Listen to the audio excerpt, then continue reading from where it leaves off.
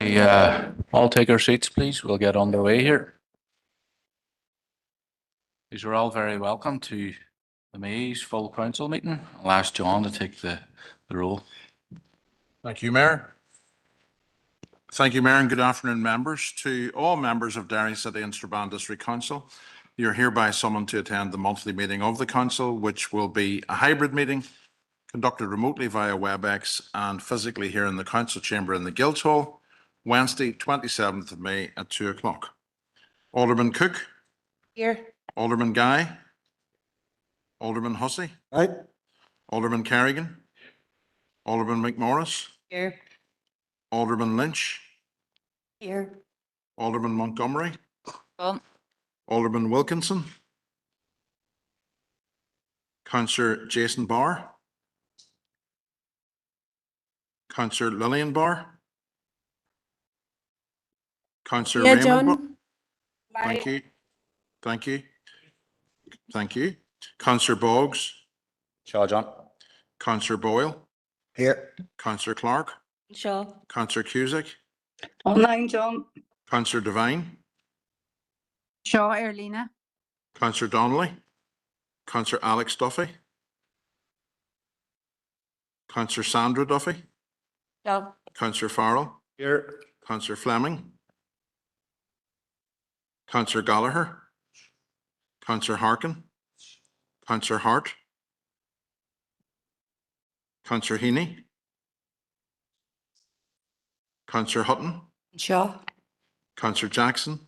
Shaw. Councillor Leonard. Shaw. Councillor Logue. Shaw. Councillor McDade. Councillor McGinley. Apologies. Councillor McGowan. Shaw. Councillor McHugh. Shaw. Councillor Mooney. Councillor Murphy. Apologies. Councillor Norris. Councillor O'Farrell. Shaw, John. Councillor Riley. Councillor Tierney. Councillor Neelis. Shaw. Thank you, members. Thank you, Chief Executive. I'll now read the broadcasting statement. I would like to remind everyone physically present at this meeting or in attendance remotely that this meeting will be broadcast live to the internet and will be capable of repeated viewing. This broadcast may be terminated or suspended in accordance with our protocol.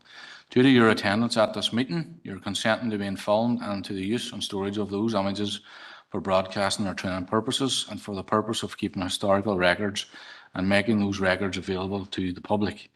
Members and approved speakers are reminded to only have their mics and cameras on while speaking at the meeting and to use the chat facility to highlight a request to speak. A copy of the Council privacy notice may be found on the Council website, www.derrystrabane.com. Item 4 then, members, is declarations of members' interests. You can declare them now or as we go through the course of the meeting. So no declarations at this point, which will take us then to item 5, which is Chair's business. And the first thing I'd like to do is to welcome back the Deputy Mayor, Nairi, after the sad passing of her mother. And I know that she wants to say a few words, so we'll bring the Deputy Mayor at this point. Thank you, Mayor, for letting me in. And I just wanted to put on record my heartfelt thanks to everybody within Council that reached out to me during the passing of my mother. It meant a real lot to me, and I felt the friendship and the love within Council colleagues and councillors, and I can't express, how much it meant to me. And I know yourself, Mayor, sent me flowers from yourself and the council staff, and also, it was really heartwarming to see so many from the Guildhall staff actually attending the funeral.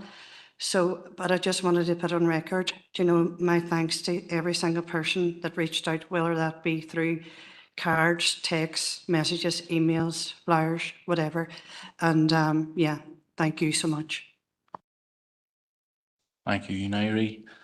At this stage, I want to also acknowledge the sad passing of one of the council employees.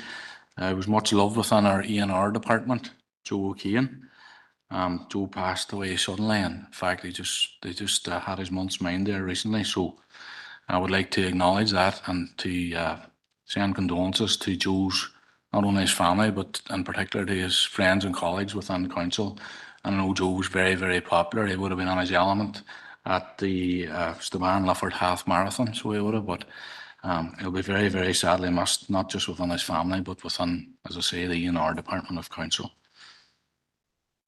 The next item I want to raise just is to thank the staff, all the organisers and everybody who took part in the Strabane Lifford Half Marathon.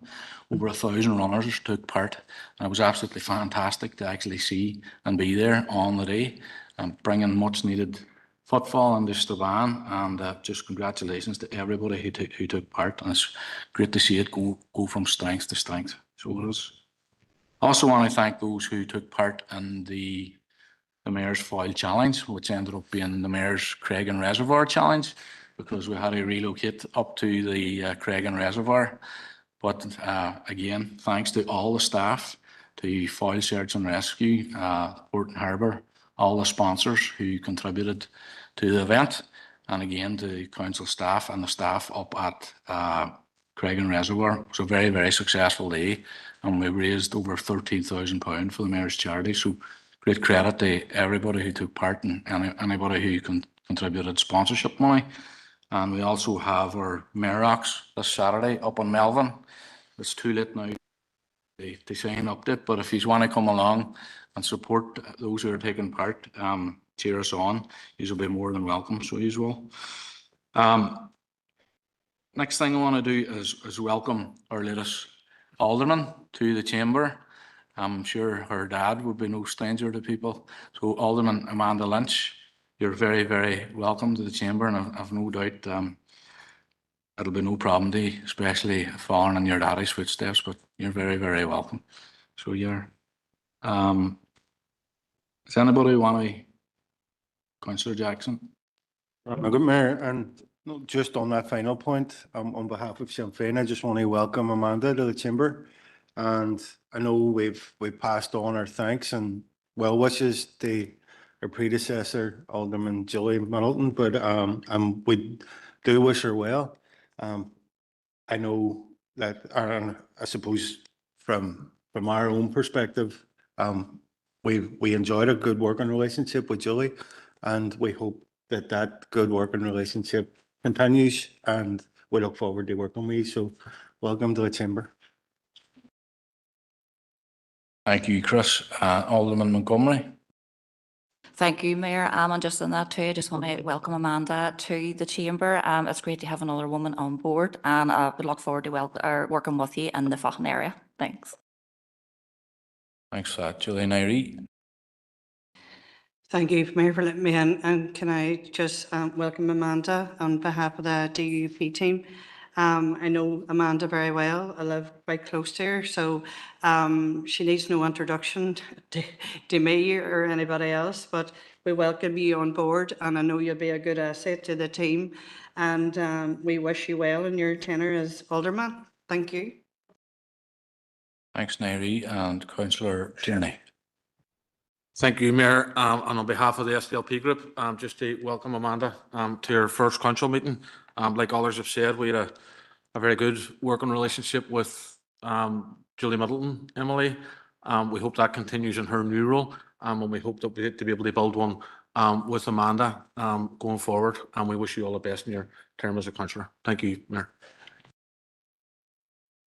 Okay, councillors, thanks for that. There's also remiss of me just to say as well, we had the Mayor's Ball there on Friday night, and we raised much needed funds for the Mayor's charity as well. There was over £5,000 raised on the night, so just want to thank the fantastic staff within the Guild Hall for the work they done on the evening, getting the hall ready, and thanks again to those councillors that came along to support it. It's very much appreciated. So I'll go through Chair's business from councillors in the order that they came to me. So I have Councillor Devine. Good Mayor. You will be aware that last week, unfortunately, a number of Irish language road signs in Ahiarn were vandalised and the Irish was sprayed over on them. I genuinely don't understand why anyone would feel that they need to vandalise or to cover over the Irish on our road signs. This is part of our heritage. It's part of our identity. So many of our townland names, our road names, our place names originate from Irish. And the Irish names tell us something about the land, the people, the history of this place that we call home. And I think this is something that should connect us and not divide us. When the Irish on our signs are defaced, I think it disrespects not just our language, but also our shared heritage, our community, and our overall sense of identity. Now, I have to admit, I don't know as much as I would like to know about the meaning and the origins of the town lands in my own locality. And I think there's probably many people that would say the same thing. And last year, Fermanagh District Council ran a social media campaign highlighting the Irish names of their town lands and their streets, explaining the meanings and the origins of them. And I think that was a really positive way of helping people to improve our understanding of our local place names and where they come from. And I would like to propose that our council runs a similar social media campaign to help residents better understand the meaning of the place names, our town lands, and to promote, I suppose, respect for the Irish language as part of our shared local heritage, if that would be okay. Mayor, please. Thank you, Councillor Devine. Have you a seconder for that? Councillor O'Farrell. Councillor Devine, have you forwarded that to the committee clerk, your I proposal? haven't, but I'll do it now, Mayor. Okay, well, you're doing that. Is there any other councillor wishes to speak on that proposal? Alderman McMorris.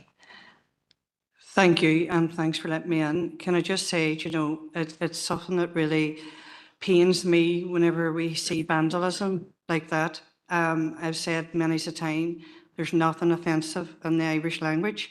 However, it has been deeply politicised, but we do support everybody's will to learn the language and to see it in whatever form. So we have no issue with that, but I just wanted to put on that constantly we see this defacement of street signs on a regular basis coming into the city.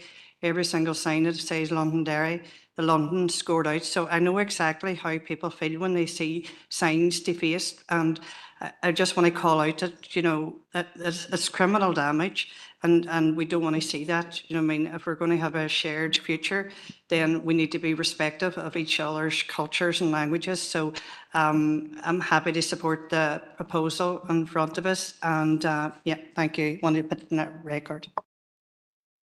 Thank you. Councillor Tierney. Thank you, Mayor, and thank you to Councillor Devine for the proposal. Last month, I think it was, we were on here, we were talking about the defacing of a war memorial in Strabane. This month, we're now talking about the defacing of Irish language street signs in Ahiarn. I don't have as much Irish as what I would like, but I think the proposal from Councillor Devine is actually really, really good, because not only will it do all of the things that she's asked, those of us who don't know the areas up and around Ahiarn and across this council district, which we probably should, might actually learn a little bit as well. And what I would say to those who are writing offensive slogans on either war memorials or on street signs, Irish street signs, I don't understand what they get from that. I don't know what sense of achievement they get when they walk away, because it does nothing for anybody, in my view.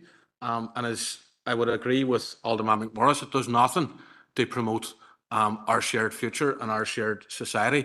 So I think we should support the proposal from Councillor Devine, and also appeal to people who are involved in this to move on, to get on the same road as the rest of us and move on. Thank you. Thank you, Councillor Tierney. Councillor Logue. Thank you, Mayor. Just to add my regret that this has happened, and I just want to say from the outset, we condemn all defacing of road and place name signs. But it was only last year that I attended a very, very interesting session which our Irish language officers put on during Irish Language Week about place names and their meanings. And if that could maybe be expanded on, and I just want to say it's not just rural areas that have place names and townlands, the whole county has. So if maybe that could be expanded on, because it really was very, very good, interesting, and you certainly learned something. Yeah, well, Councillor Devine has the proposal there, and it includes the city and district. So I think that includes what you've referred to there, Councillor. Go ahead, Alderman McMorris. Sorry, I just quick briefly, I know I was already spoken this here, but I actually attended the Irish language thing at that time, and it was really interesting. But I was just wondering if maybe we can include Ulster Scots. I don't know whether they have like place names or whatever, but do you know if we could do something and around that there just to keep it all kind of, do you know, mind flowing. But yeah, and I totally agree. Do you know the sessions that Paul put to the councillors, they were very informative and really, really interesting. So people should avail of them when they can. Sorry, Mayor, just from my recollection, the townlands had maybe Ulster Scots and Irish meanings too, so it's all included. Yeah. You know, it's all there. O'Farrell. Thank you very much for letting me in. But just to add on to what Caroline said, it's running into my this is a brilliant motion, and all languages, should it be Ulster Scots or whatever, Irish should be respected. The townlands, I think this is a brilliant educational thing as well, because people will understand their townland. Without the Irish language, a lot of the names we hear, we haven't a clue what they mean. It's only when you go back to the Irish. Even Derry, for example, is Dara, you know, and in the country areas, most people use an anglicised version of the place names. Those place names mean nothing in their anglicised version. They only mean something when you take it back to the Irish. So I think this would be a brilliant motion and a brilliant idea. And just to add to that, council have their own corporate policy on languages, and it is English, Ulster Scots and Irish. And we in Sinn Féin have an Irish language policy, and we're always going to push the language anyway. But the main thing is respect for all languages and equality for all. So, Guramila Mayogad, Caroline, and Guramila Mayogad, Vera. Good, Anton. Any other councillor? Councillor Alderman Guy. Thank you, Mayor. Just to say, Ulster Unionist Party will back this as well. I agree with previous speakers. I agree with the Ulster Scots as well, because it does touch on place names as well. But also agree that, you know, there needs to be respect shown by everybody, because for years the Londonderry signs have been defaced. Listen, somebody wants to call it Derry or Londonderry, I have no issue with that. I take tours around and use both names, and people look at me confused when they hear me say it. But, you know, a bit of respect to both signage, all signage is what we require. And it goes for tat vandalism and sectarian vandalism, which has occurred recently, both on the Free Derry corner, parts of the waterside, war memorials and stuff like that there. We're only going to beat these people via education. But I just want to point out as well, and my news feed has been filled with it this week, the people who cleaned up the walls in the Bogside, fair play to them, because they've taken all that graffiti away. I don't know who done it, but you know what? They've done a great job. I think if everybody took that pride in their community, that's the way we want to see everybody move forward. Thanks, Mayor. Thank you, Alderman Guy. And Alderman Hussey. Thank you. Just to follow on from the remarks of our group leader. Unlike Councillor Devine, I do know the meaning of my townland, and as Councillor Farrell has pointed back there, it's an anglicisation of the old Irish name. So there isn't connection through the whole thing. But the defacing of signs, you know, let's take it in an economic basic. It costs this council money and thereby costs our ratepayers money. So what are you achieving? Absolutely nothing. And I would appeal that would desist. We have concerns with regard to the 15% issue on the policy as it is, but that's the policy. And when these signs go up, I believe they should be left alone. You mightn't like it, but at the same time, whenever the Ulster Scots signs begin to appear, I trust that they will be treated in the same way. The point has been made about defacing of, you know, the signs for Londonderry and other such signs. Shouldn't happen, and it does cost our repairs. Thank you. Okay, members, I don't have any other further on the, sorry, Councillor Harkin, go ahead. Thank you, Mayor, and thank you, Councillor Devine, for the motion, and very happy to support it. And I think there has been a very positive engagement with the Irish language. I think the level of enthusiasm right across the island and even internationally has been fantastic. And I only wish it had been like that when I was much younger. I think a lot of people in my generation are very frustrated that they weren't encouraged more to learn the Irish language. My children are in a Gael school and they're bilingual already, and I'm sure more than 2 languages going forward. But I think anything that encourages positive engagement with the Irish language, I think is great. And I think that those signs do that. And I think it's also a great experience when you learn the history of the names of the places that you live in or that you're familiar with. So this is a very positive motion. There's nothing in this motion that condemns anything. It's about encouraging positive engagement. And look, the Irish language is for everybody. And you know, that is what's happening. More and more people are learning the Irish language, and that's a good thing. So thank you, Councillor Devine, for the motion. Thanks for that, Councillor Harkin. Members, no other indicated speakers, and I'm sensing that there's Chair, just a slight amendment, if I may propose it to the motion. Go ahead. Just to add, we have talked about the importance of both Irish and Ulster Scots. Promote respect for the Irish and Ulster Scots languages as part of our shared local heritage. I would make that proposal as an amendment. Okay, and can I have a seconder for that, please? Alderman Montgomery. Does anybody wish to speak to the amendment? No. So Happy to have it included. I already requested it anyway. Thank you. yeah, okay. So members are happy enough for that amendment. We'll include that in the motion. So I'll go back now to Councillor Devine.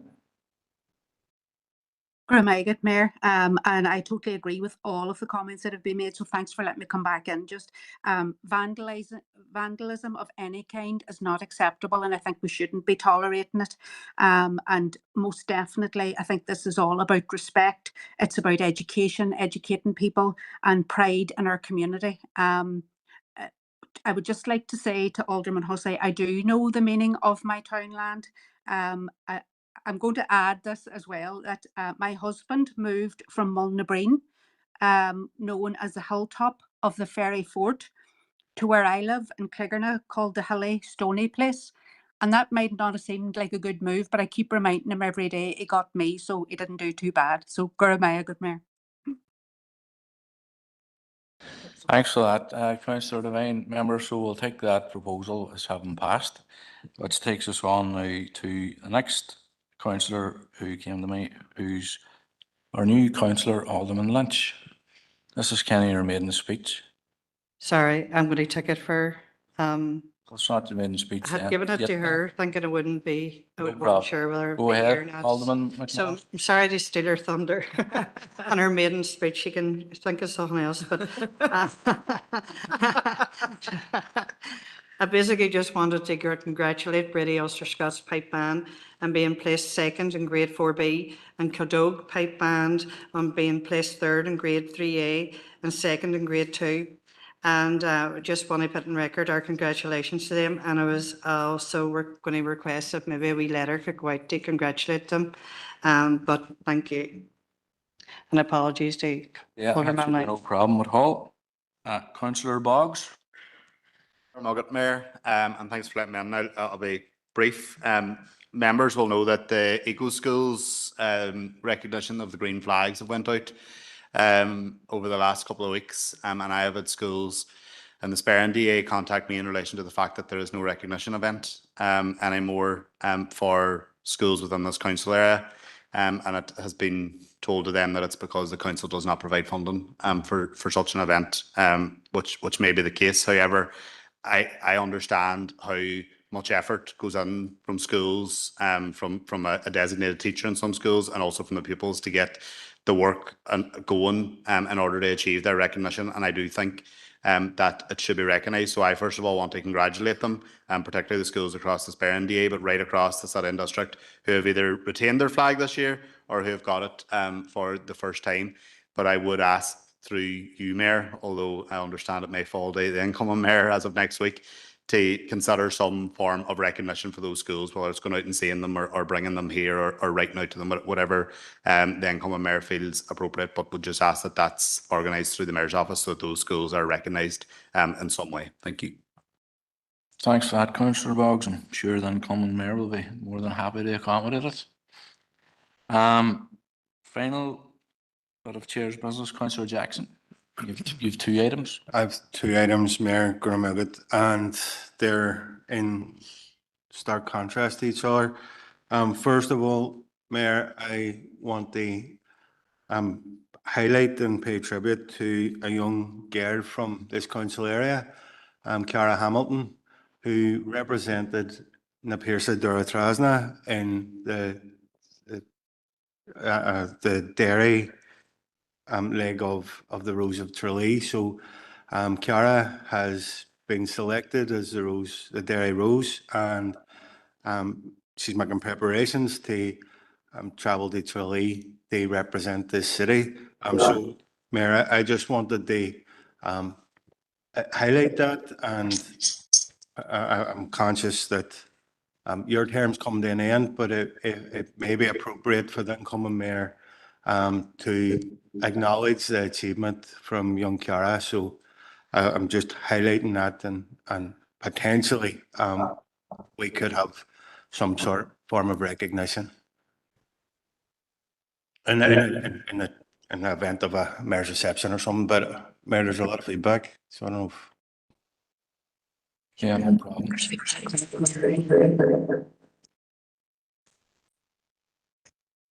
Okay, Councillor Jackson, that shouldn't be a problem.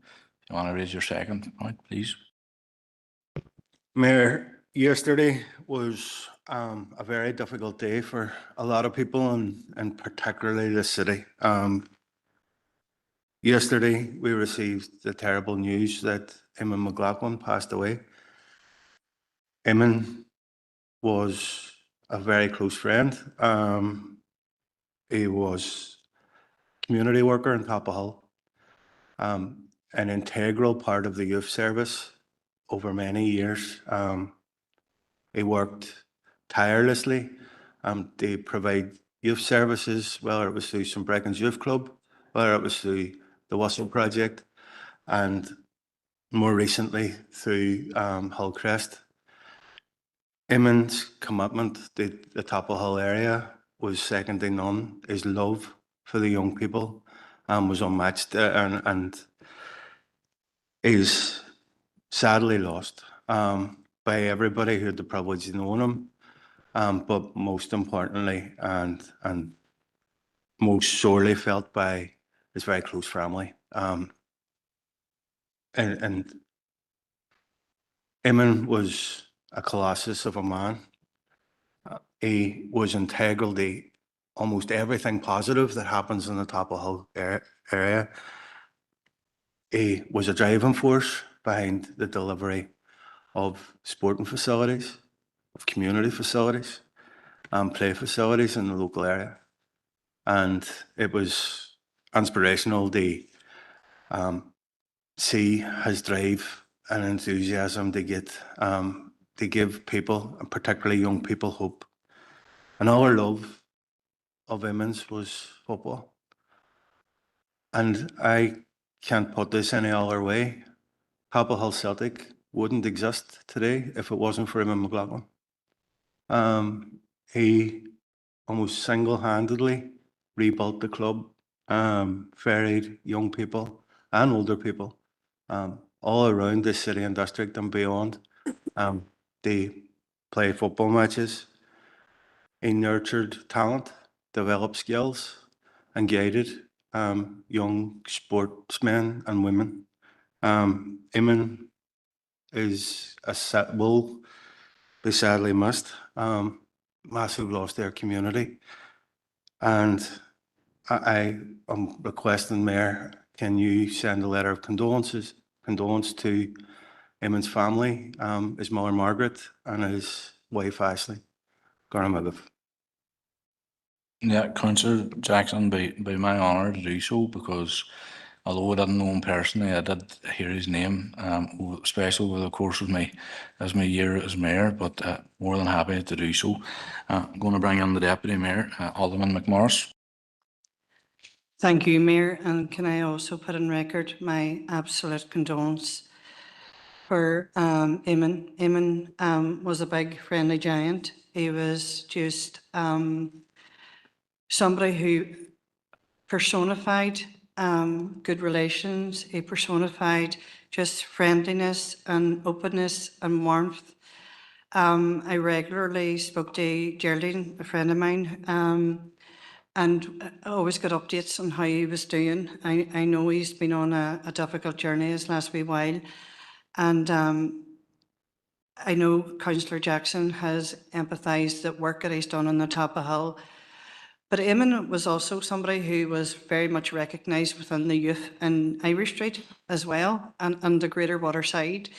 He was an ambassador for youth work, and he was very open-minded, and he was very respectful for other youths from other areas. And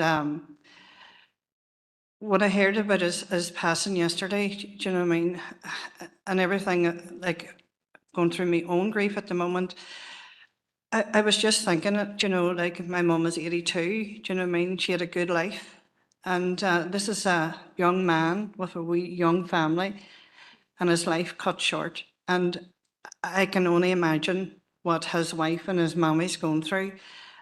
So I would hope that Christopher or other people will pass on my condolences to the family direct. And I know you're going to write to them, Mayor, but you know, we can't comprehend the loss of a daddy and a big, gently friendly giant of a man that Eamon McLaughlin was. And it's a sad day that we have lost somebody of that calibre within our community. So I really, really appreciate all of the contribution he's made, and I am really heartfelt sorry. Thank you, Alderman McMorris. Councillor Mooney. Thank you, Mayor, for bringing me in, and thank you to Councillor Jackson for raising this and for extending the news and the sympathies from the chamber. I didn't know Eamon that well, but I knew of him well. When I initially came into council and I went on the board of Hillcrest, there wasn't a meeting. Eamon wasn't mentioned in the dispatches until he left. He was widely known as the youth worker within the area. You can see by all the testimonials and all expressions of condolences through the Top of Hill site and Facebook pages that he was so well thought of and so well known through the area. And all I can say is that on behalf of myself and the SDLP is to extend our sincere and heartfelt condolences to both his family and his friends, because Eamon will be well missed within that community. Thank you, Chair. Thank you, Councillor Mooney. And Alderman Cook. Thanks, Mayor, for letting me in. And I'm shocked to hear the passing of Eamon. I have fond memories from whenever I was a teenager. I was involved in a cross-community project between Ivy Street and Topwell at the time. And as Neri says, he was a big friendly giant, you know, such a lovely, lovely man. And I actually worked closely with one of his brothers too for quite a lot of years. So I just want to put on record my condolences to his friends and his family as well. Sad passing, a sad time for Topwell. Thanks for that, Alderman Cook. I have no other indicate. Councillor Harkin. Thank you, Mayor, for letting us in, and I wanted to join councillors and others giving their condolences to the family of Eamon McLaughlin and his friends. It's an absolute tragedy. I was aware of Eamon's work with Top of the Hill Football Club, and you know, clearly he did work well beyond that and had a tremendous amount of respect and will be sadly missed by many. Thanks for that, Councillor Harkin. Okay, members, that brings us to the end of Chair's business. So we move on now to item 6, which is the confirmation of the open minutes of the meeting of the Derry City Instraban Council held on Wednesday, the 29th of April. For accuracy, pages 5 to 36. Anything under accuracy? Oh, could I have a proposer and seconder then? Councillor Boyle, John Boyle. Sorry, Just go ahead, accuracy, John Boyle. just on accuracy, if you don't mind, Mayor. Go ahead. Yeah. Mayor, in relation to World Press Freedom Day, there's a typo there and that, and I think it would be appropriate to change it. It's, I paid tribute to Jim McDowell and I would like to see his name spelled properly. It's not at the minute. Okay, thank you. Okay, yeah, it's a typo regarding Jim McDowell's name. Okay, we'll get that rectified. Are you happy enough to propose them? Yeah, and a seconder for accuracy, please. Councillor Mooney. Okay. Any matters arising, members, out of those minutes? Councillor Alderman Kerrigan. Thank you, Mayor. I sent through a wee proposal. It was just in regards to the one of the motions there, and I had spoke to Claire Maguire. I was typing her name wrong; she doesn't have an I in it. So I spoke to Claire, and it was just in regards to the Northwest Ministry of Youth, and it was just when I got the remit as to who they're contacting and dealing with. They're working with youth clubs, but sadly there seems to be a decline in those that attend youth clubs, and it's the case of dealing with the schools that they are attending. Now, we in the Castlereagh end and Newton Stewart, a lot of the children from that end school in Omagh. So we have, I know in the morning whenever I'm dropping my daughter down, there are 3 double-deckers and a single bus leave Castlereagh taking children to Omagh for education. So they're not schooling in our council area. And again, there's 2 coming out of Newton Stewart. So you have 6 bus loads of children that are leaving our area, which aren't been informed of this organisation or connected to it. So it's just a case of just letting the officer contact the schools to make them aware that this opportunity is there to engage with the organisation. So that's simply what it is. I don't believe that is in her remit as it currently stands, that she's allowed to go outside the council area, but it's just a case of still applying, opening up, but it's trying to get that engagement with others. So that's the simple proposal as it stands, Mayor. Thank you. Thank you, Alderman Kerrigan. Just need a seconder for that. Alderman Cook. Anybody wish to speak to the proposal? Councillor Boggs. Yeah, no issue with the proposal, but I suppose it brings back the bigger point, and I'm going to get on my hobby horse again about the RAISE programme. We raised this very issue in relation to that as well, but the minister at the time refuted what we were saying in relation to it, and where, you know, something as simple as this, which we can hopefully fix, and where, you know, those young people will be able to have their views heard. When it came to RAISE and we were shipping young people out of the council area, they then weren't being taken into consideration in relation to a programme that was supposed to help address underachievement in socially disadvantaged areas. And it wasn't such an issue then for the minister. I'm not saying that it wasn't an issue for Alderman Kerrigan, because I think his colleagues actually agreed with me at the time that it was, but the department didn't see it that way. And I think it shows a broader issue around when we are engaging with young people, or when we are thinking about them, and when we are designing programmes in order to benefit them. We need to see that it is not a one-size-fits-all, and that issues like this arise. But it just rings true back to the discussions that we had around raise at the time, that it wouldn't be the best way of moving forward in order to support children from disadvantaged areas who are underachieving in school because of similar issues to this. And it's just worth making the point that it impacts on a wide range of areas whenever we come to talk about young people, and it's something we need to keep in mind going forward always. Yeah, thanks for that, Councillor Boggs. Does any other councillor wish to speak to the proposal? Sorry, Councillor Arenas, all right. Just to put in one wee amendment for the children who leave Derry City to attend the Irish medium in Dungiven as well, Gill College Shigura, that they also wouldn't be receiving that information.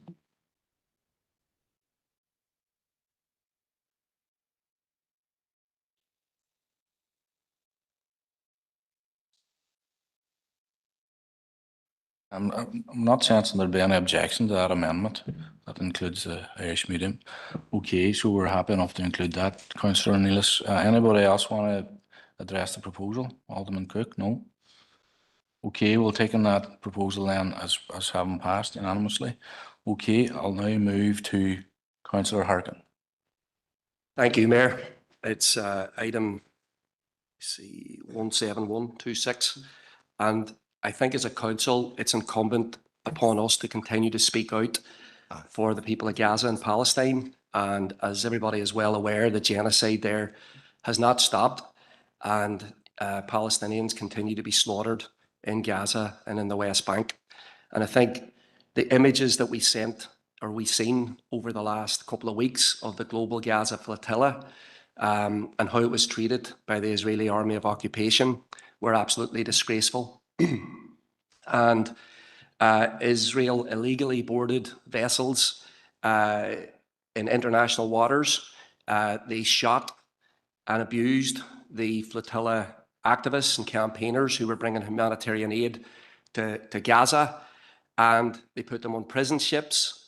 And then when they brought them to Israel, they humiliated them.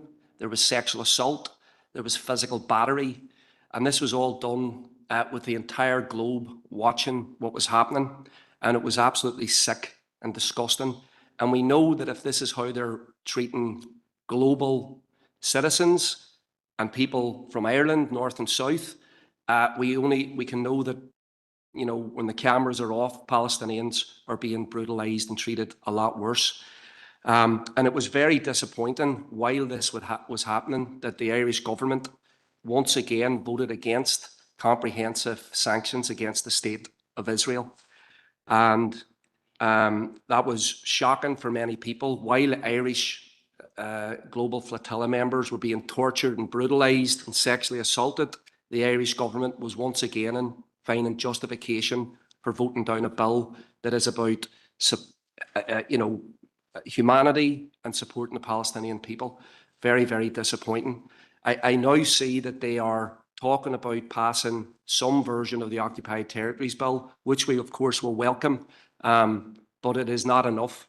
I want to commend all the footballers, members of the Irish national team, ex-players and others who have called for the football matches with Israel that are to be played in September to be not played.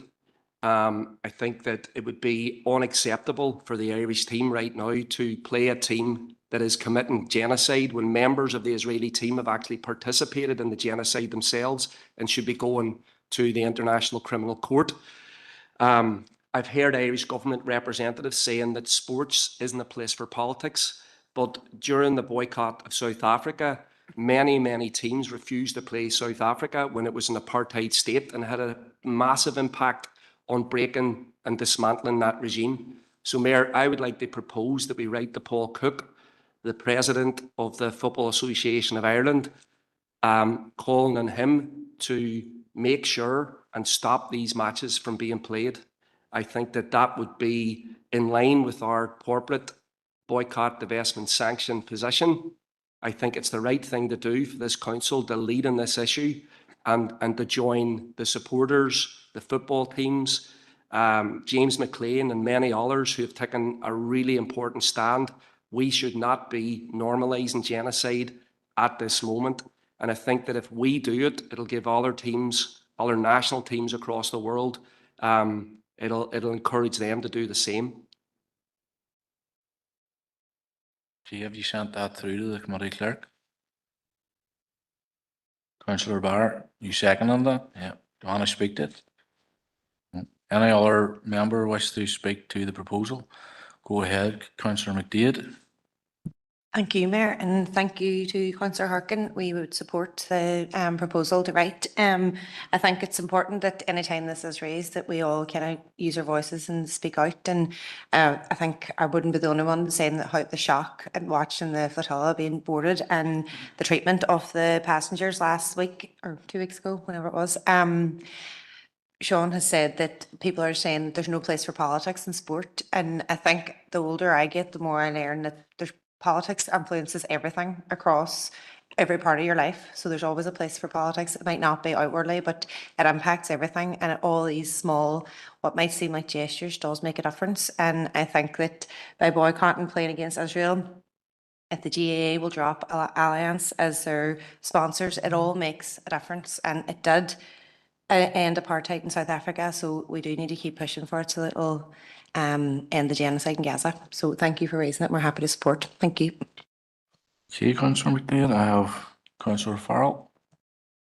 Thank you very much, Mayor, again.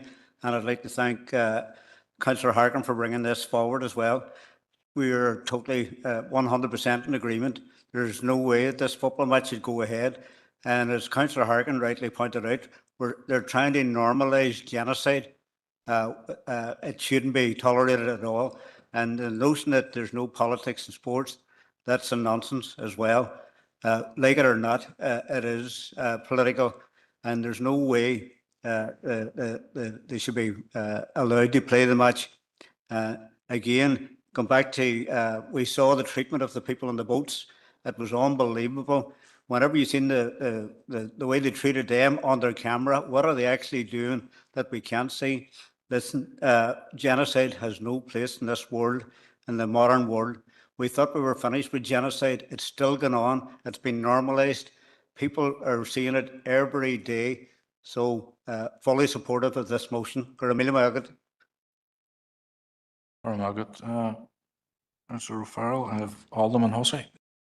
Mayor, just for clarification, I think, did I hear correctly that Councillor Harkin said that members of the Israeli team have taken part in massacres?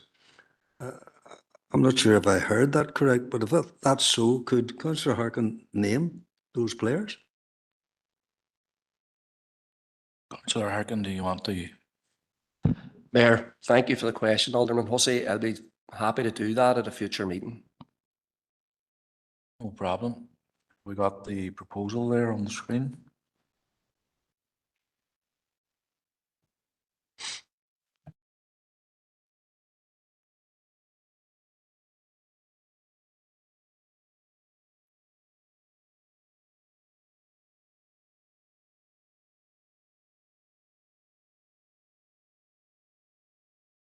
To just remind members too, if anybody else has a future proposal in mind, could you please have it ready and sent to the clerk, as Alderman Hussey had, or Alderman Kerrigan had done to his credit earlier.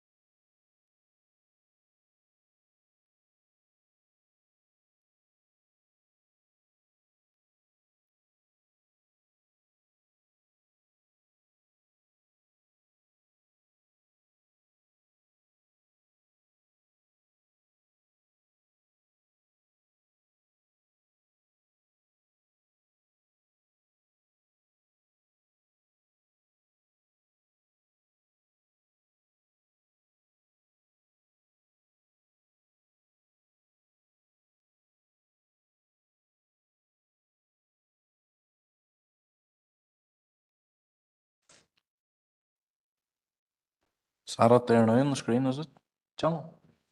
That's it there now. Okay, folks. That has been proposed and seconded. I'm going to ask John to take a vote on it. Thank you, Mayor. Alderman Cook, Against. Alderman Guy, Against. Alderman Hussey, Against. Alderman Carrigan, Alderman McMorris, Against. Alderman Lynch, Against. Alderman Montgomery, Against. Councillor Jason Barr, Councillor Lillian Barr, Councillor Raymond Barr.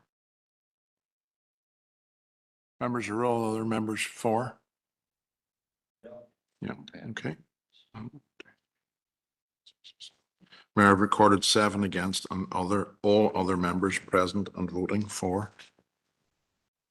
Okay, so that proposal has passed, and we'll move on then to Alderman Cook. Thank you. C 158/26.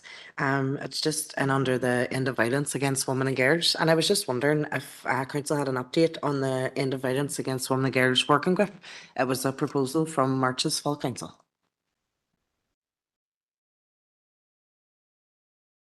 Just that we are bringing a proposal to committee, and there's a date in the diary for convening the external stakeholders working group, and I think there's been some one-to-one discussions ongoing at this particular point in time. Our officer has also attended the partnership that is run by the trust, just to make sure that, you know, in terms of scope, there would be no particular overlap there. So hopefully the report will come to H&C in June. Okay, and Councillor Harkin. Yeah, separate item. Thank you, Mayor. It's item 174, and it's about Ulster University. I have to say I was disappointed to look in the pact, and I didn't see responses from the Vice-Chancellor or the Economy Minister regarding our motion and our concerns about the 450 proposed job cuts at McGee and across the university, and our concerns about the impact this will have on educational provision, particularly McGee expansion. This is not an issue that is over. I joined the lecturers and staff at McGee last week. It was part of a 3-day protest, a day in Belfast, a day at McGee and a day in Coleraine. And there was representatives there from UCU, from Unite and Unison, all speaking with one voice about their concerns. And they were there protesting meetings that the Vice-Chancellor was having on campus. And I was able to participate in a meeting that they had, and there was quite a few people there. And of course, as you can imagine, the staff continue to be devastated about these cuts. They're uncertain as to what is going to happen. The one thing that there is unity on is that they would like to see the council playing a very central role in trying to address these issues. So they were very supportive and happy about the motion that council agreed to support. But they also asked if they could come in to present their case. So I would like to propose, Mayor, that we invite in representatives from the UCU, Unison and Unite as soon as possible so that they can speak to us about what's happening and their concerns about what they're doing, because the fact is industrial action is still not ruled out by the combined unions across Ulster University. And they also would like to see the council, given our involvement in the city deal and the McGee expansion, they would like us to invite in Paul Bartholomew. And I think that that would be very important for us to do. We can't allow this issue to fall away simply because it's not in the headlines of the newspapers anymore. And I think it would be useful as well if we were able to send an invitation to the Economy Minister for them to come in. I mean, I think this is an important enough issue for this council and this council area that we need to be on the front foot. So, Mayor, it's essentially to basically invite in all those who are impacted by this decision and all those who can play a role in reversing it or undoing it. Okay, Councillor Harkin, again, that's a proposal, so I'm going to ask you, you need to write it down and send it to the committee clerk. You need a seconder as well. Councillor O'Farrell, Rory Farrell, sorry. Okay. Is there any other member with matters arising under those minutes from our last meeting? We could take that while Councillor Harkins composing his. Mayor, can I get clarity on which item that Councillor Harkin raised that under? Because my recollection of our meeting last month was we're actually replicating the ask that we made last month. Like we asked and included last month. I don't disagree with anything that he said. And I can give reassurance that from our party's perspective, we're fully committed to the expansion of the university. The minister is fully committed to the expansion of the university. And if there's anything that we can do, and I suppose we don't need motions or proposals coming from this from this chamber, with all due respect, to reinforce that. We're committed and we will remain committed until we turn the city into a proper university city. And we're committed to overcome all the challenges. But in relation to the item, because I know Councillor Harkin mentioned 174, which in our pack, the pack I've got in front of me, it's Strabane Drama Festival. But it was my recollection that that was included in the ask last month. But if it is required, we're fully supportive of it. Go ahead, Councillor Harkin. Yeah, in response to Councillor Jackson, yeah, my apologies. It wasn't 174, it was 194. So, and we didn't actually invite in the unions for a meeting, nor did we invite Paul Bartholomew, nor did we invite the Economy Minister. We did agree to write to Paul Bartholomew, or also University Management, and the Economy Minister. There hasn't been any response yet. And I think that I think it's incumbent upon us to be on the front foot. So it's not really, our demands aren't changing, but I think that it's about now saying, right, the unions definitely want to come in and speak to councillors. And I think we should also ask Paul Bartholomew to do the same.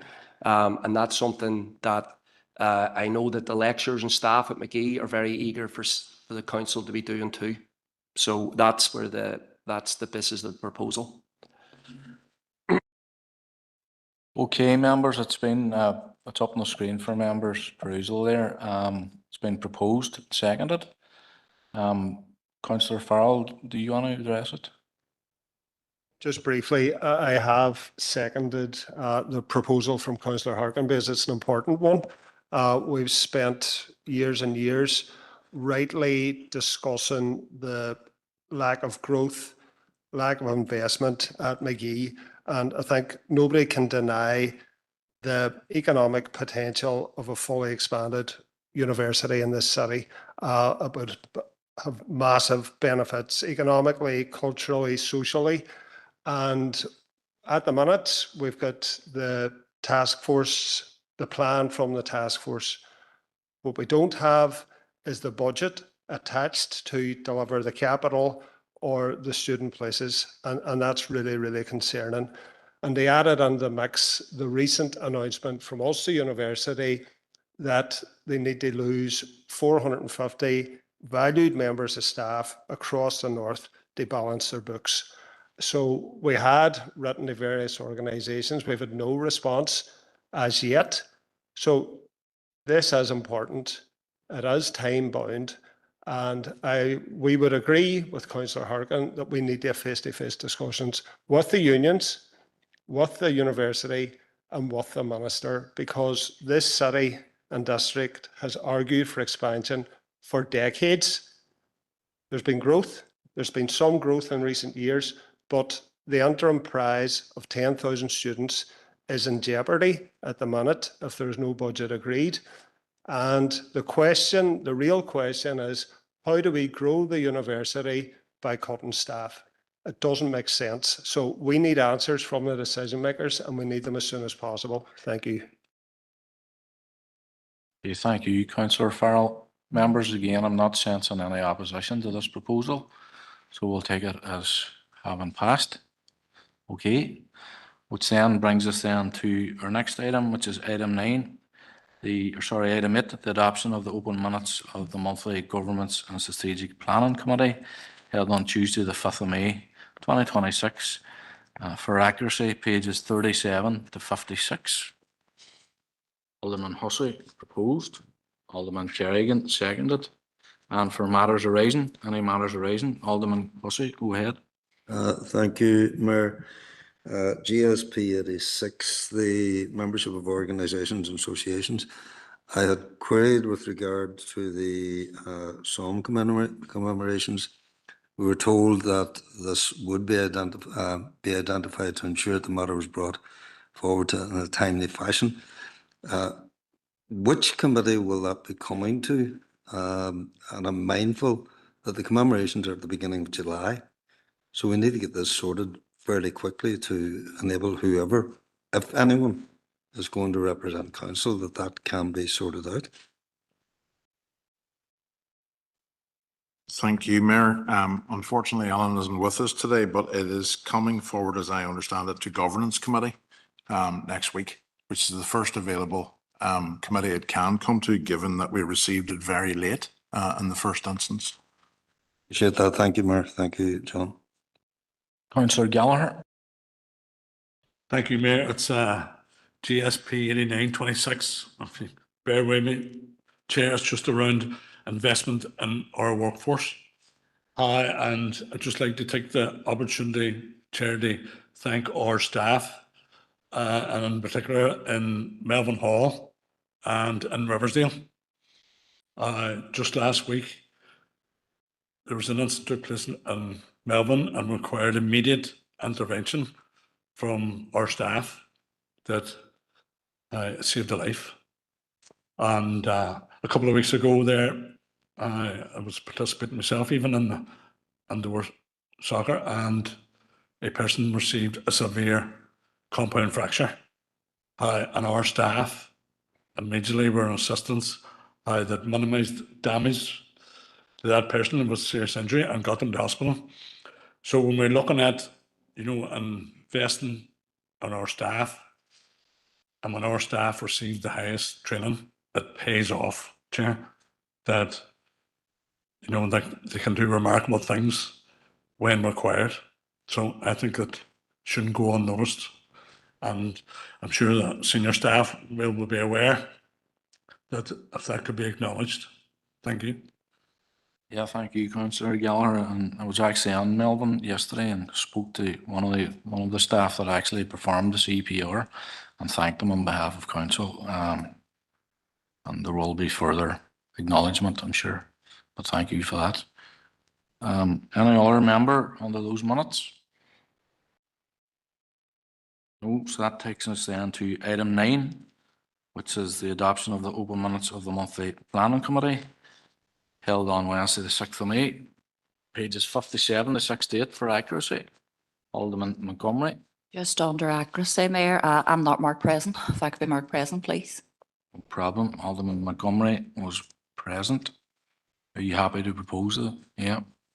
Seconded. Councillor John Boyle. Any matters arising out of those minutes? Councillor Harkin.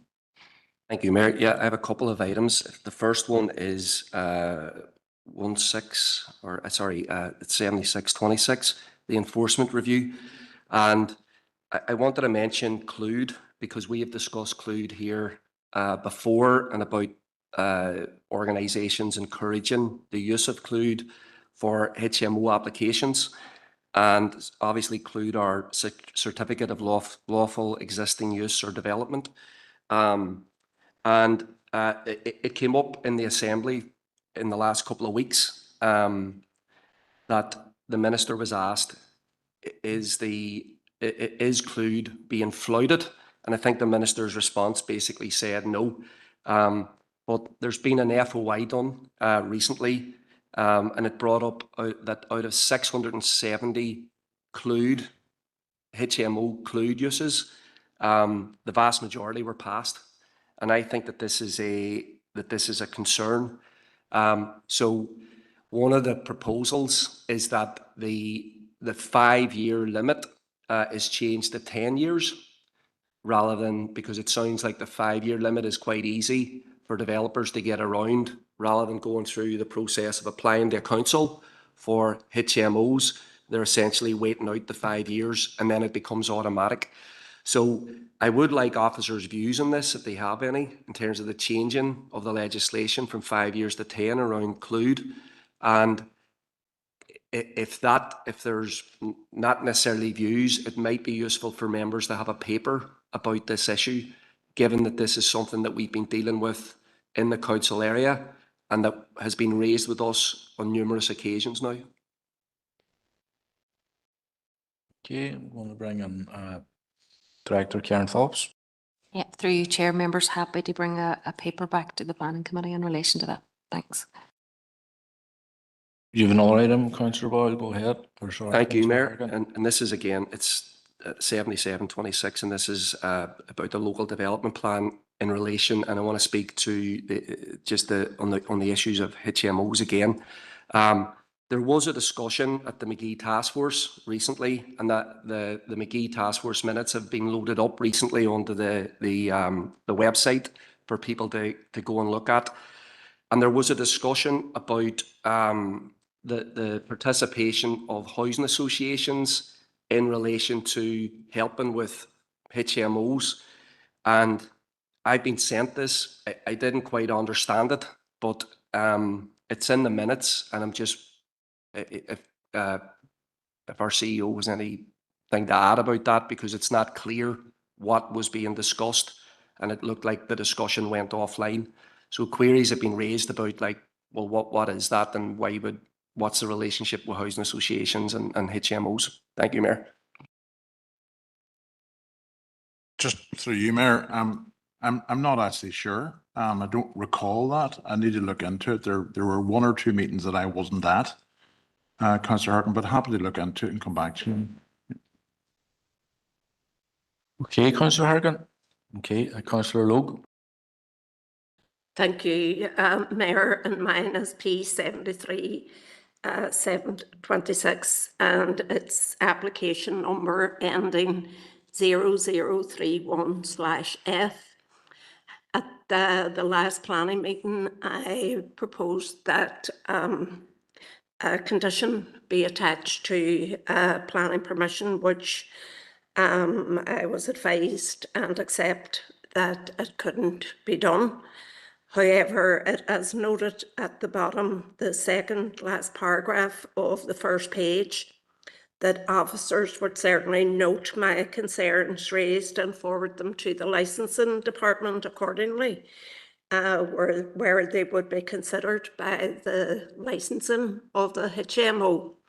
But I would just like to now formally request that that our concerns, which were discussed during that meeting, can be evidenced by reports from the PSNI, the ambulance service, maybe our own council wardens, and the Gateway residents group, just of what the concerns are, the details concerns are relating to that property, which has been running as an unauthorised HMO for many, many years. And I have certainly been aware of the concerns at number 11.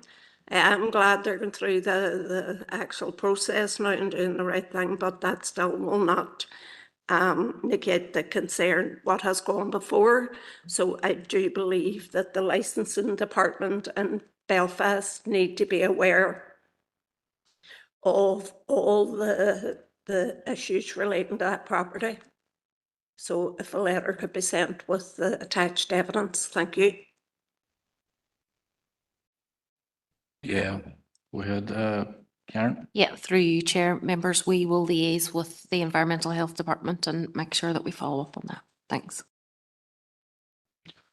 Okay, nobody else under the planning minutes, so I'll go on now to Item 10, which is the adoption of the minutes of the monthly Business and Culture Committee, Tuesday, 12th of May, for accuracy, pages 69 to 84. Councillor O'Farrell, seconded by Alderman Cook. Any matters arising out of those minutes? Councillor O'Neill, go right. BC 82/26 on Halloween 2026 update. I want to thank the team for bringing the proposals forward. And I know we did have a very lengthy discussion about that on the day. That was then followed up by contact from various independent artists who raised concerns, and there was a follow-up meeting which happened. But based on the recommendation that came from the paper, a Business and Culture Committee, Sinn Féin would like to propose that we approve the paper at this stage, but based on the fact that on next month's Business and Culture Committee, Jacqueline, if there could be a paper brought back in and around how some of that proposed budget could be could work for individual artists based on concerns that have been raised. Thank you. Yeah, through the chair. Yeah, we'll do that. Councillor Farrell. Yeah, I'd like to second that proposal if possible. I know we had a long and really useful discussion at Business and Culture. We've got the 40th anniversary of Halloween this year. We want to make it as good as possible. Ireland is the home of Halloween, and Derry is most definitely the capital of Halloween. We had discussion with artists who historically have assisted with making the parade a fantastic spectacle. And we would second the proposal from Councillor O'Neill that further detail on the proposals discussed at that meeting should be brought forward to June's Business and Culture. Thank you.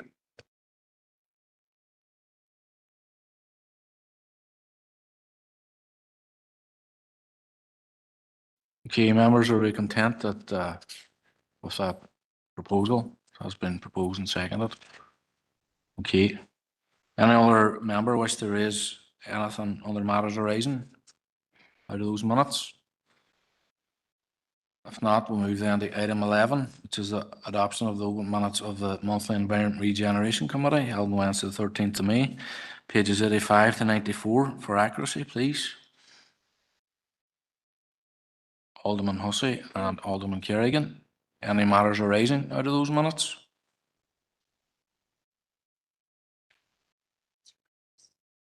Councillor Harkin. I was just pointing out that I think others had their hands up before me, so if you want to take them first, Mayor. I'll go ahead. You're the first I seen. That's what counts. Fair enough, Mayor. Thank you. It's ER 11526, and look, a number of us attended meetings organised by people who are in our council district who've been impacted by defective blocks, and you know, the experience that people have had in Derry has been very similar to what people in Donegal went through. Just an awful experience and big impact on their mental health and a real struggle. And the thing that is different in the north from the south is that through tireless campaigning, they won schemes to redress and provide financial support. Imperfect schemes, but schemes nonetheless. And I think that the issue for people in the north has been that there is no scheme available. And look, we as a council have had surveys encouraging people to come forward. And there is so many reasons why people are very, very reluctant to do that. And because it is a very difficult thing to deal with and not easily resolved. But there's a group of people who are so concerned about this and believe that the issue may be bigger than what the DUP minister has spelt out recently. And one of the things that they agreed to do was to write to councillors. I'm not sure if the letter's been sent out, but they do want to have a meeting with all parties and the independent councillors to express their concerns because they've been doing their own surveys and they are trying to be careful about what they say publicly. But I just wanted to let members know that that is, you know, I think that this is an engagement we should welcome, and that they also are writing to the Communities Minister seeking a meeting with him and his department officials as well. I think we should offer whatever support we can. Obviously, we hope that this doesn't become an issue, but if there needs to be some sort of redress scheme that is in place for people so they're not left languishing by themselves. So I really wanted to just mention that I think the new group is called NI Defective Block Homeowners, and that they are planning to be in touch with council representatives. Thank you, Mayor. Thanks for that, Councillor Harkin. I have Councillor Boggs. Gurmogget, Mayor, and it's on ER 12226, and it's just in relation to the A5 Western Transport Corridor, and it was for the letter about the consultation and the engagement events which are taking place today in Strabane and tomorrow in Derry in relation to the routes appraisal. It was asked at ENR that was publicised on our social media channels. Can I ask that is done again, because while it's not our responsibility to inform people of that consultation, it is helpful. And I think from my own check, it was posted once on the 19th of May. It hasn't been posted since. So if it could be posted kind of ASAP today, because it closes at 8 o'clock this evening in Strabane, but it's on all day tomorrow in Derry. And from the short time that I was able to spend there this morning before I came here, it was really positive, the level of engagement that was happening in Strabane. Hopefully we would see similar at tomorrow's consultation event, but if we can in any way play our part in that, it would be useful if officers could arrange for that to go out ASAP now, and then also maybe tomorrow again, please. Thank you. That's fine, Councillor Boggs. Alderman Hussey. Okay, is it 30, by the way? Paul? I'm sure DFI officials will be glad to keep you're keeping them there to 8:30 instead. ER 114, the city cemetery resurfacing. And I'm just using that as an opportunity because yesterday we had the official opening of the new cemetery. And at that, Conor was able to tell us that the city cemetery is coming to the end of lifetime, although there will still be burials there, etc. But I just want to praise those involved in that overall development. I think it was absolutely fantastic, from being there on the very first visit to that site to seeing what has been brought to fruition is absolutely marvellous. And I trust it will set actually a template for other cemetery provisions that we are considering have to be developed, including in Castleberg, Mountcastle, etc. So full praise to the design team, to the contractors, and particularly to Conor and everybody from within E&R. Absolutely first-class job, and I think it has to be acknowledged in the chamber what has happened there. Thank you, Mayor. Yeah, absolutely, Alderman Hussey, and was having the privilege of officially opening it. I can only but echo your compliments, both to Conor Kenny and indeed the entire team involved in it. Absolutely fitting place for anybody to go to remember their loved ones. And I'm sure any councillor that was there yesterday would also echo your sentiments. Councillor Farrell. Thank you, Mayor. I intended to speak on when Councillor Harkin raised the issue of the defective block space. It sort of preempted a proposal from Councillor Harkin, but it was not forthcoming. So I just want to speak briefly on that. It has been discussed at the last two Environment and Regeneration Committees. We've committed to contacting the Communities Committee in Stormont. We've committed to contacting the National Building Control Council just to see what support can be offered to local homeowners impacted by this crisis. You know, we're here to help. I've been at two public meetings recently, and they are a passionate team of campaigners and a determined team of campaigners. So they do want to meet with every party in here, and I'm sure every party is going to be open to that invitation. But I was expecting a proposal from Sean, but it didn't come. Thank you.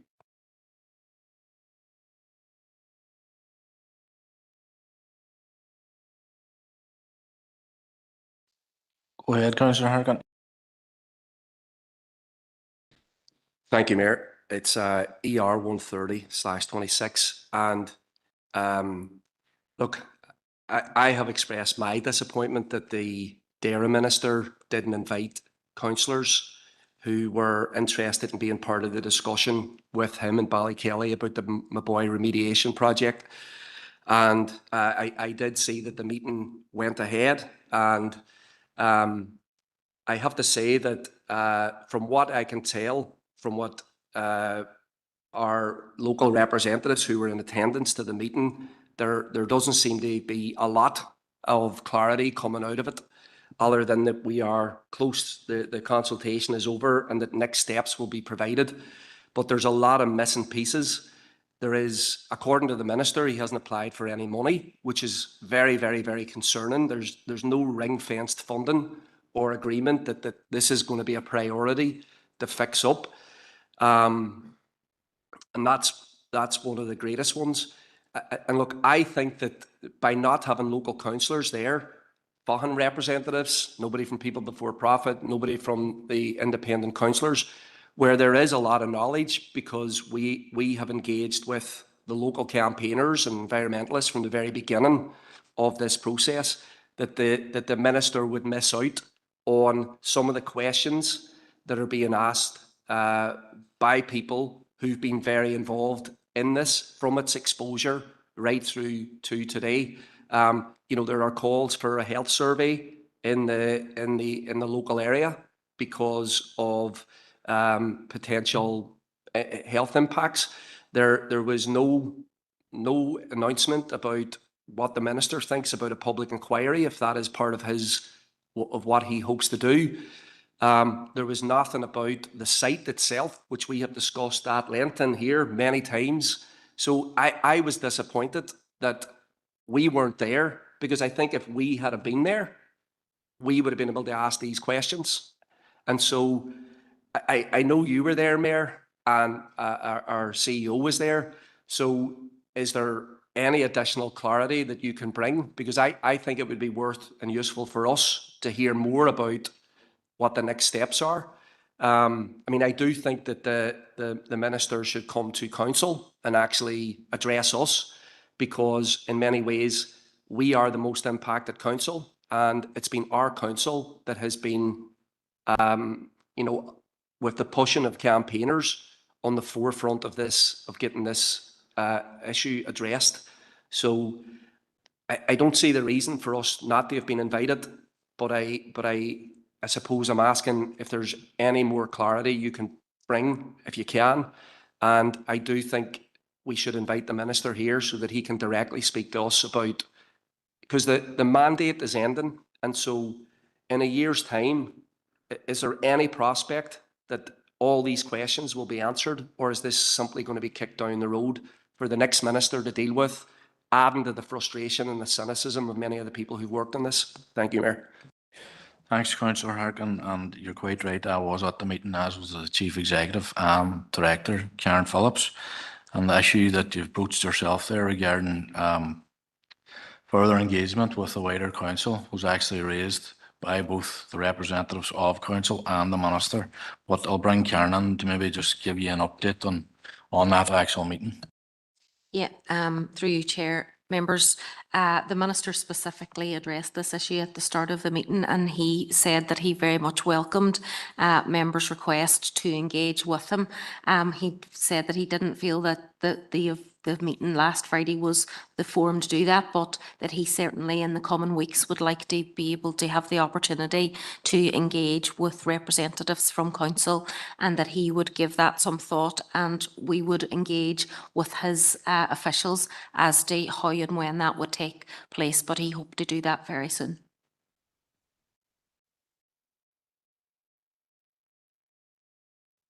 Councillor Tierney is on the same issue. Thank you, Mayor, and thank you to yourself, Karen, and John for representing council at that particular meeting, and for the updates provided today. It's no secret that Councillor Norris was pushing as hard as he could in every different angle to try and attend this meeting. because of how passionately he feels about my boy.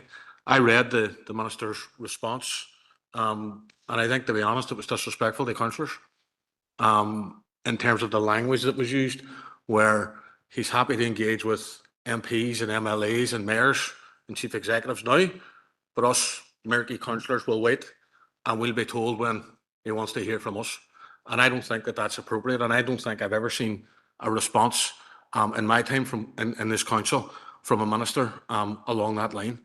There are loads of issues out and around my boy, and this isn't about, oh, we wanted to be at that meeting and Councillor Norris or Councillor Harkin or anyone else should have been at it. We genuinely believe that we had something to add to that meeting. We did take the opportunity to do that through our MLAs, but the fact that it was just ignored, and I appreciate that he said that he addressed it at the start of the meeting, but when is he going to come back and engage with councillors in that area? I attended a meeting a couple of months ago in Eglinton Community Hall, where there's residents out there who are looking at a community type inquiry around all of this.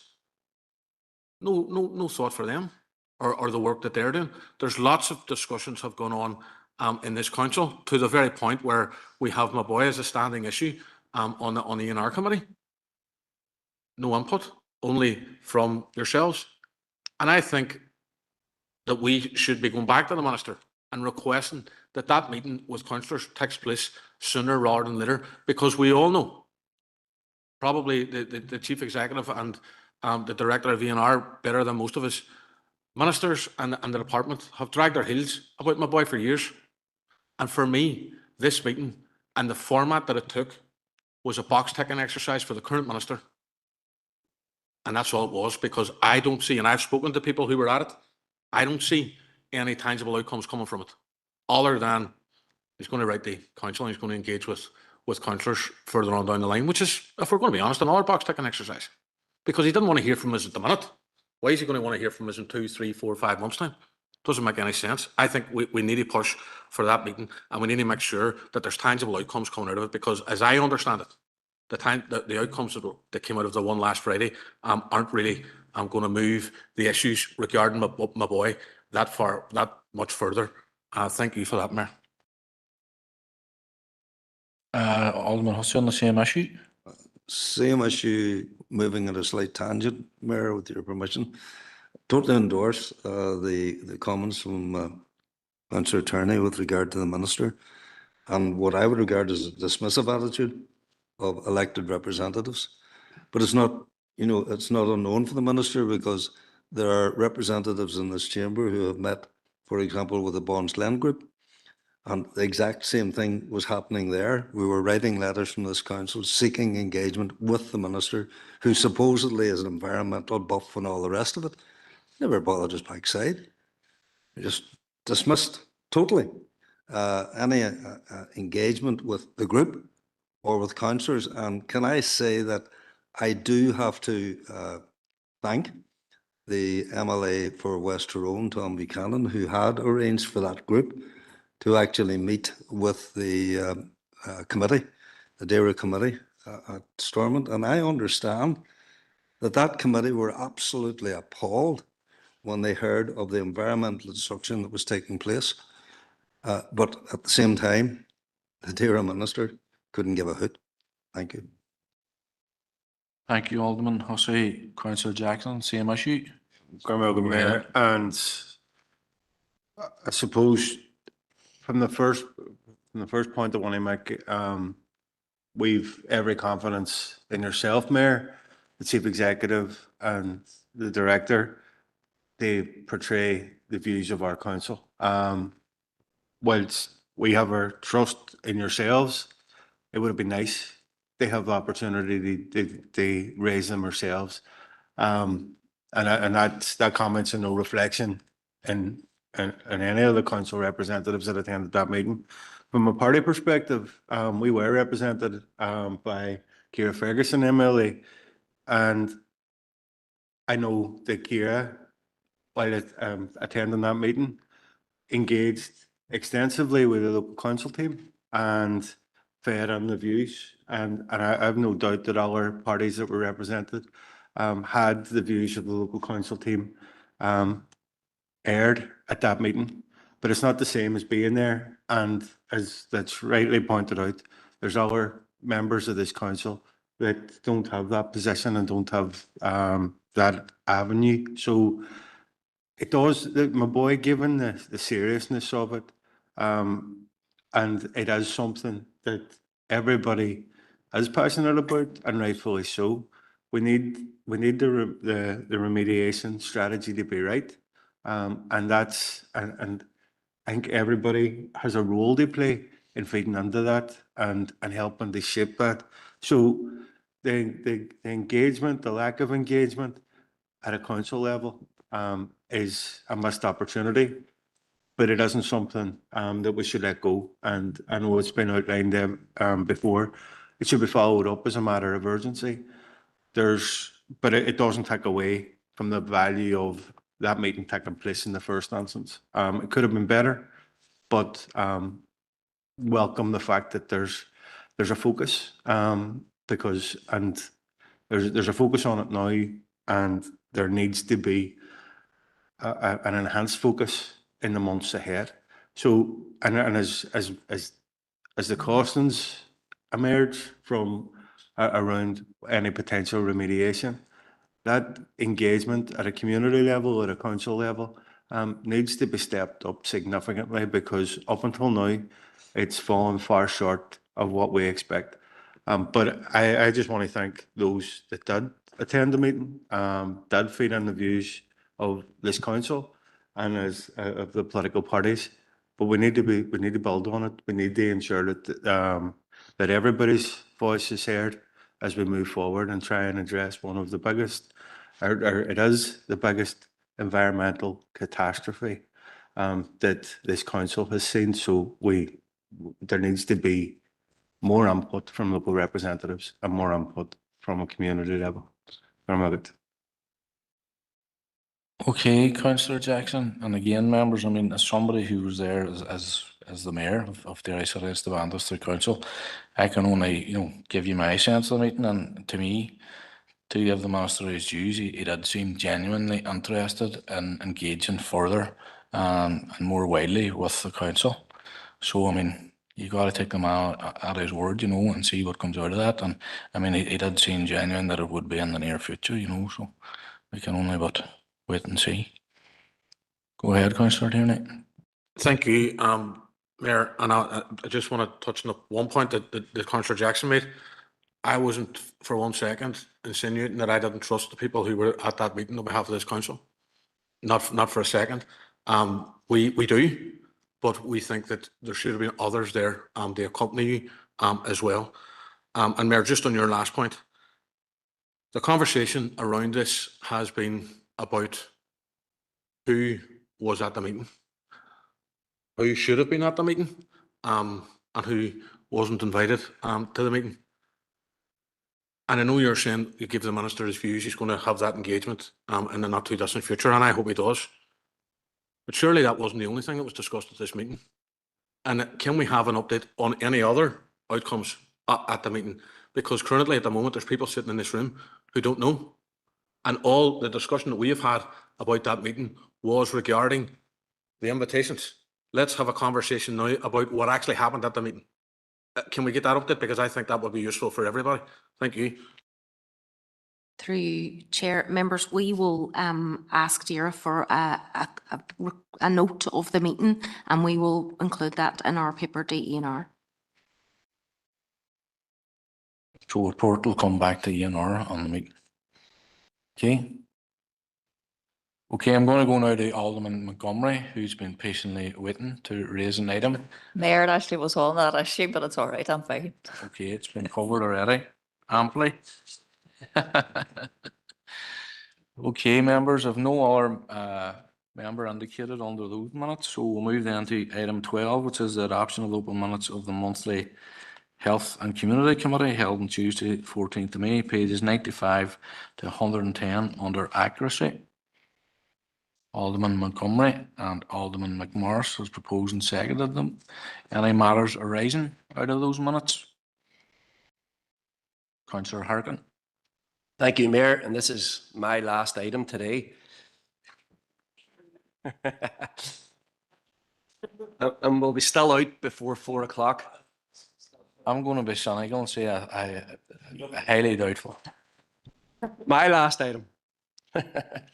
Yeah, look, it's item 125/26, and I just want to commend all those who work for organisations helping people with their mental health, who spoke out about their work during Mental Health Awareness Week, and some of the points that people were making were very hard hitting about where things stand, the lack of help, but also trying to point people towards the help that does exist. And I think that that was important, but needs to happen all the time. And I was also, I went to the reopening of the Men's Action Network to their new premises now at the bottom of Shipley Street. And I have to say, I'm glad that they're reopening, because the loss of any services that help people across our district is felt very hard, and we have lost too many services recently, and there's nothing coming in to replace them. So the fact that the Men's Action Network are back, I think, is good, and I hope there will be more services becoming available. Siobhan O'Neill spoke at that event, and I have to say that what she said was somewhat shocking. Obviously, she was there commending the Men's Action Network and commending all the statutory organisations, community and voluntary organisations that are working in this sector. But she did say that things, unfortunately, are getting worse. And they're not just getting worse, according to Siobhan O'Neill, the mental health champion. She said that they are getting much worse, and said health outcomes and health inequalities are getting worse right across the north, and that only 1% of the mental health budget has been funded. 1%. I find this absolutely shocking, because look, when that mental health strategy was presented, there was a tremendous amount of fanfare about what the budget would be there, and we weren't going to underfund mental health anymore. And here you have the mental health champion now saying 1%. And she expressed a loss of hope in terms of what we could do on a statutory basis, and was basically saying, look, it's community and voluntary organisations right now that are going to plug the gaps and pivot to try and help people. And I just think that it's not good enough, obviously. She also said that the health inequalities are worse in Derry and the Northwest. And again, this is part of the regional imbalance, but it's also shocking, which means for us, we have to be very much on the front foot. And when I got to speak there at the event, I mentioned to her something Kelly Turtle had said from Unison when she was in here doing the presentation about the privatisation of the health service, which is that private health organisations are cherry-picking patients. And what Kelly Turtle was saying is that this is actually widening health inequalities, because the people in the most deprived area who need health support the most are not getting it, because the private healthcare companies are chasing after the most affluent areas. They only want to take the patients who need the least amount of help, and they're leaving everybody else to the health service. So, I mean, this is not a good situation, because this is being facilitated in terms of the deepening of health inequalities, and then you don't have a budget that allows us to actually do the things that have been well documented in terms of preventative measures and supports that we need to put in place for people that are dealing with mental ill health and addiction and all the associated problems.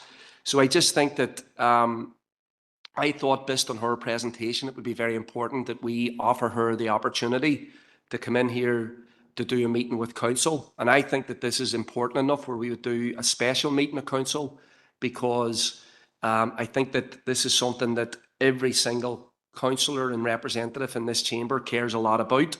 But I think people need to hear directly from the mental health champion where things stand, because it's just not good enough. And obviously the budget being funded at at a 1% level is just devastating news, and I'm sure people in the sector are feeling this. So, Mayor, if I would like to propose that we invite Siobhan O'Neill in to do a presentation on the work that she's doing and her findings and where things stand at the minute. Okay, Councillor. Councillor Hutton. Thank you, Mayor, and thanks to Councillor Harkin for raising this, and I've just ate a sweet, thinking you weren't coming to me so quickly. Siobhan has come in and presented at the Civic Forum meetings, which they happen every quarter within council. Seamus Donaghy leads on them. Siobhan has been there and reported on the mental health strategy and how that is failing mental health services across the whole of the North. But most recently, she produced a report in April 2026, and it was all around the current services and the strategic priorities. It's an absolutely excellent report. I can send it through to all the council members, but it's just to say that Siobhan does be in at the Civic Forum meetings, and I think that that's where that should stay and where that should sit, because what happens is at the Civic Forum meetings is the issues that are currently affecting our council district and beyond are talked about, and then we put a focus on a particular topic. So it might be just as well to keep that within the Civic Forum meetings, but also for the council, the whole council team, which I will distribute, is to read Siobhan's report. She does have strategic priorities within it, and she does talk about the current services that are being implicated by the lack of funding for the mental health strategy. So it was just to raise that I feel that this best sits and stays within the Civic Forum to serve the purpose for what their meetings do. We have every agency around the table, and I know Councillor Hurton talked about the community and voluntary sector. There's local multidisciplinary teams as well who are now working collectively with the community and voluntary sector through social prescribing programmes. So it's important that everybody around the table there is also hearing Siobhan's views, particularly to focus on her new report issued there in April. Thank you, Mayor. Thank you, Councillor Hutton. Councillor Harkin, you looking back on there? Yeah, look, if she's being invited into an upcoming Civic Forum meeting, I would be happy to do that. So if council officers can send her that invite and ensure that she's going to be able to come in to talk about that report that she produced. And I just think that, and maybe we can do a bit more in terms of promoting that meeting, because in speaking there, she was eager to engage with councillors, and that's the issue. And not just in this council, she wants to talk to people because she wants to get out the message that what's happening simply isn't good enough, and that if health inequalities and health outcomes are widening, it's going to make the challenges for the community and voluntary sector, for our health service, much more difficult. And that is so. I mean, we're all trying to be careful about not using words like crisis, but that we're in a crisis, and she's saying it's actually getting worse. So if we can ensure that the invitation goes to her for the Civic Forum, that would be great. Yeah, and just being the chair of the Civic Forum for my year in office, I can tell you that each Civic Forum meeting on the agenda, there's usually 3 or 4 different presentations on related to a theme of the meeting. So I mean, I can see no reason why she couldn't come in and present on the theme of what you've just talked about. But I'll go to Councillor Duffy here now. Hadn't actually indicated, but okay. No, just on the Civic Forum. So the last Civic Forum was only last week, and we concentrated on the issue of homelessness and some of the vulnerability around that. But the one prior to that, Siobhan O'Neill attended and presented a lot of the stuff that you are talking about. I think probably where Siobhan is coming from, as we have set up the Civic Forum, it is a really important forum to deal with addiction, mental health, homelessness, all those issues, and we have really good engagement from our stakeholders, from our community groups, from the trust, and from other people throughout our community who are dealing directly with these issues, who come to the meetings. Unfortunately, what's missing is our councillors attending the meeting. The last couple of meetings, I think, Aisling, it has been me and you and yourself, Mayor, as the chair of the meeting. So I would encourage people to try and attend the meeting. They are quarterly. They are at 2 o'clock in the afternoon. I understand people have other commitments and people have work, but they are really important meetings where you have an opportunity to actually dig down into some of the details, rather than it being part of a delegation that is tagged on to another committee where you have business to do and you have a wealth of other experience in the room as well. So I just would encourage councillors and aldermen to try and attend, because I think where Siobhan is coming from is that's the element that has been missing, that engagement directly with elected reps. So I think the next one's not going to be for another probably September, but I would encourage people to attend. Alderman Hussey, same issue. Yeah, the same issue, and it's just on accessibility to that meeting. I understand the Civic Forum is not hybrid, a hybrid meeting. Is there potential? Is it hybrid? I've never seen the link. So, that's great. That's grand. Thanks. Alderman Kerrigan, same issue. No, Mayor, thank you very much. I had the same issue as Alderman Hussey. I believed until this time it had not been hybrid because there'd never been a link, but there was a link this time and I was able to get it because, as Councillor Duffy stated, 2 o'clock in the afternoon's not always the easiest one to try and get out to get away to. But I was able to join it this time and I found the presentations very interesting. But again, that was an issue because it was always held down here. It was the difficulty of getting away times. But now that with that accessibility, hopefully that will increase the attendance. But I take on board Councillor Duffy's points. Same issue, Councillor McDaid. Go ahead. Thank you, Mayor. And I suppose just to bring the focus back to the mental health strategy and actually the inequalities, and I think that it's 1% of the budget is allocated to mental health. And I worked in mental health for a long time, and we were always kind of the Cinderella service of the health service. Addictions was even less so the mental health service. So I think that any engagement with Siobhan at all will be positive, whether that's at a meeting or the Civic Forum or one-to-one with her. She's so open to kind of engaging with people. So I would encourage everybody to do that. The report that Aisling has mentioned is fascinating and scary. And I think that we need to do everything we can. We do need to take that stigma away. I can see even in my own work, there is less stigma. More people are talking about mental health and about challenges. And I think as a council, we have a responsibility to keep talking about it and sharing our own experience and sharing experiences so that people can come forward and seek the help that they need. And thanks to the community and voluntary sector, because they are propping up the health service at the minute. And that's not what their job is, and that's not what they should be doing. But thank God for them, because they are supporting people whenever statutory services aren't getting to them. So they're keeping people alive essentially at this stage. So thank you for raising it, Sean, and thanks for letting me in. Same issue, Councillor Donnelly. Same issue, Yeah, go ahead. Chair, look, it's obvious that the majority of councillors aren't attending the Civic Forum for whatever reasons. I don't, and I won't attend the Civic Forum, but I'm an elected representative. And if Siobhan's looking to talk to elected representatives, this is the arena, this is the forum. Now, whether you attend the forum or not, the reality is that there's significant levels of poor mental health amongst the population. And no doubt that will include all forms of life, including elected representatives.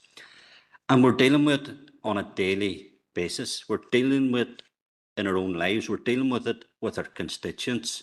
So the more forums, the better. And I don't think it should be consigned to a Civic Forum where most councillors don't attend. Some don't attend deliberately for political reasons or whatever. So I would encourage Councillor Harkin, the idea that he had, that she comes in and addresses the relevant committee or a council meeting to ensure that she talks to a broader range of people as possible. Thank you, Councillor Donnelly. Councillor Harkin. Yeah, thank you, Mayor. And look, Councillor Donnelly pointed out something that I hadn't thought of, and I think Councillor Hutton made a lot of really excellent points, but I want to make that proposal that we formally invite her in, because I think that will be a good way of foregrounding this issue and to try and do that as soon as possible. So if needed, Mayor, I can send that proposal through. Yeah, your proposal is we invite her onto the relevant committee. Is that correct? Well, I So think can you write it down and just Yep. send it on to the clerk? And I'll need a seconder, obviously, Councillor Donnelly.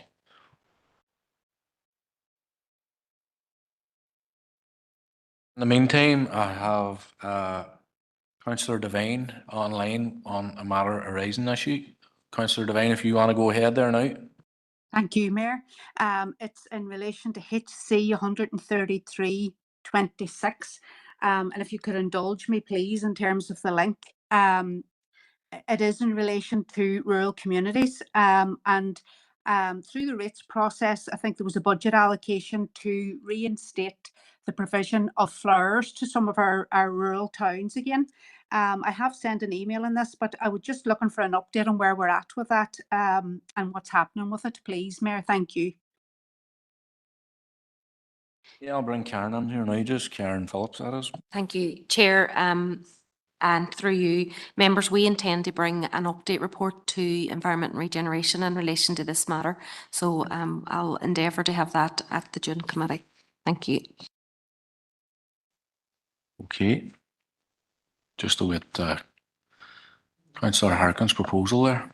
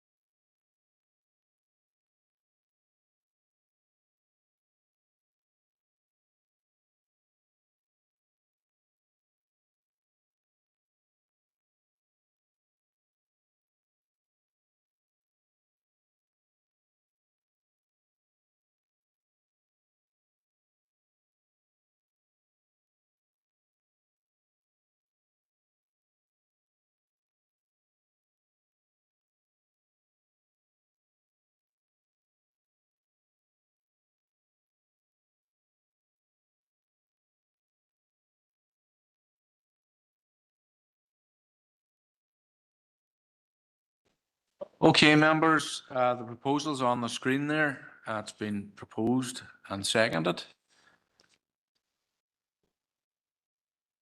So anybody intends voting against? No. Okay, so we could take that proposal as having passed then. Okay.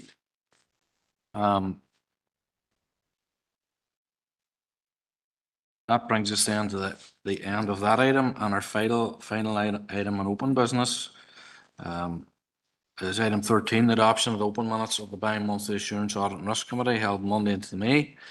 Pages 111 to 116 on accuracy, please.